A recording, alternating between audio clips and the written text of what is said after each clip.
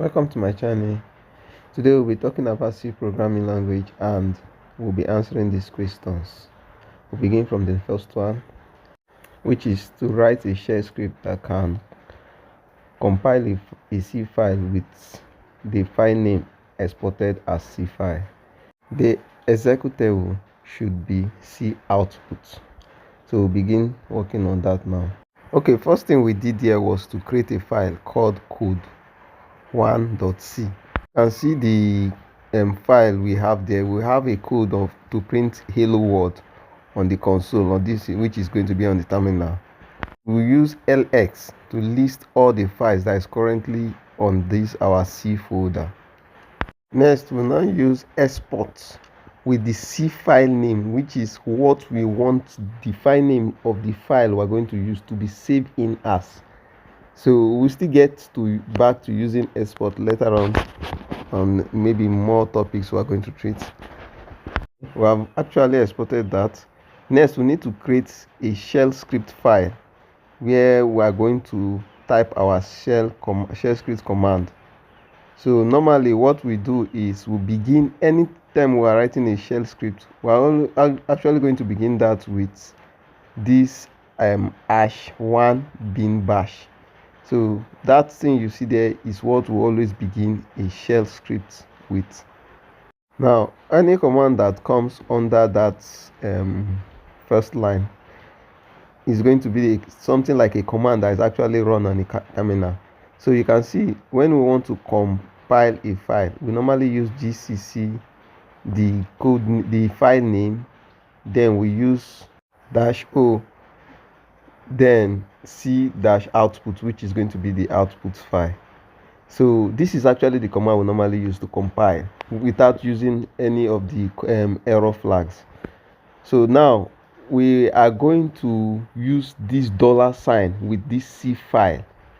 The essence of that is using the $sign and this C file is going to target what the file name we exported under that C file from the beginning. So if you recall, we used code1.c as the file name which we exported in C file.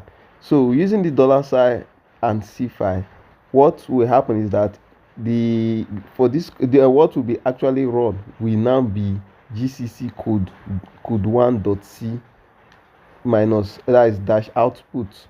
The output file will now be C output. Looking at the terminal, you can see that we have actually done that export at the beginning there. We listed the file that we currently have on the folder C.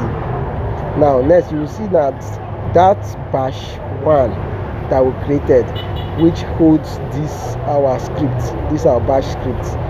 You'll notice that it is not an executable. You remember from the question that we need to make the file executable. So to make this file executable, we use chmod u+x and the file name. This is actually what is actually used to make a file an executable. More on making a file executable will be discussed in one of my upcoming videos.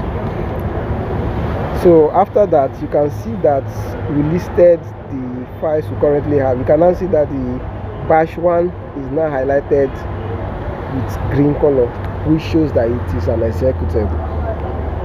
Now we are now going to run an executable. We normally use a dot and /, just like running a program. So once the program runs, what happens is that it would have already run that command line we have on the file here.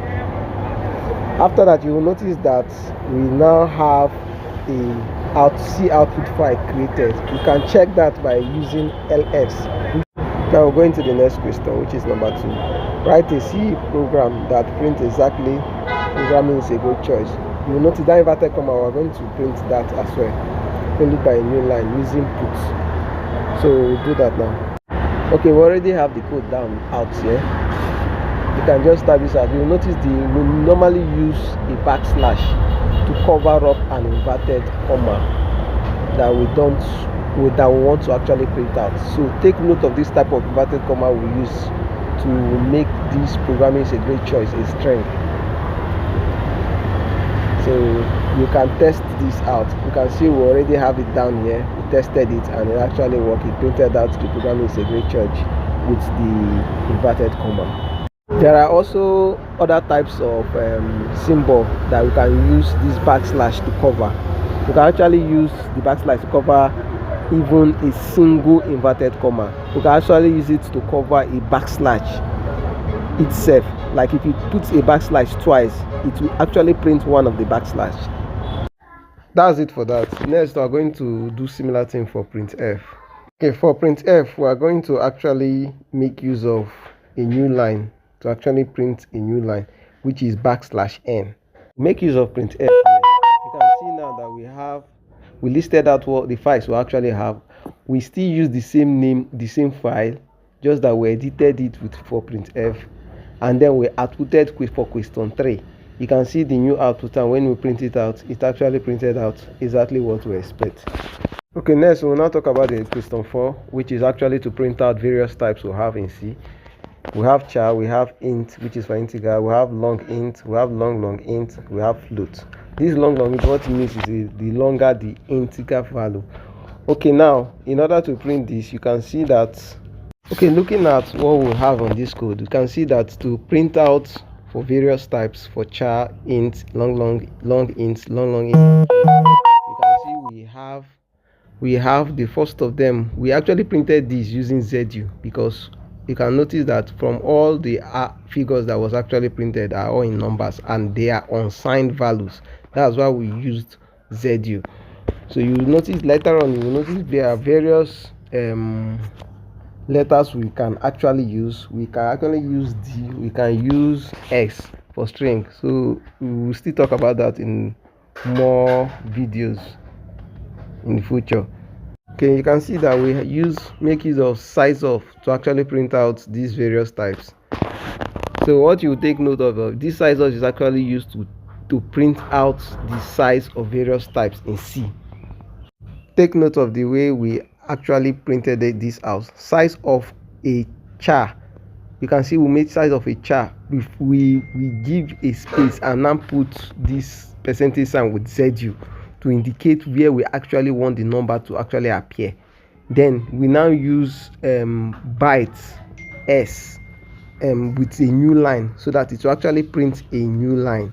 Take note that the first value we have, so that is in percent sign, is the first thing we are going to have after this comma that we already have here. So anytime if you have multiple numbers to print in a long string, in a long let's say if you want to print something like a sentence, you are going to specify it one after the other and in line. You have to going to specify it in line one after the other according to the way you have it in that string.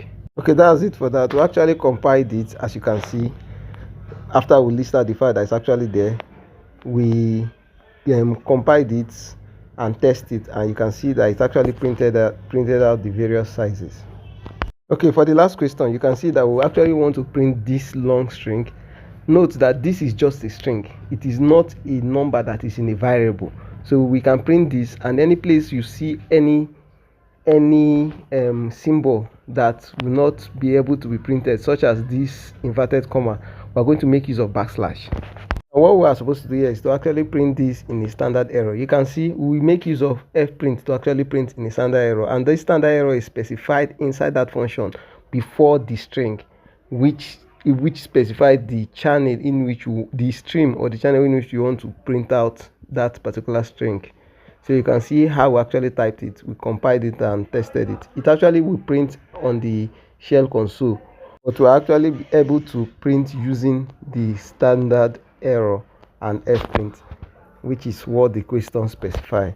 Okay, that's it for today. Till we meet again. Thank you.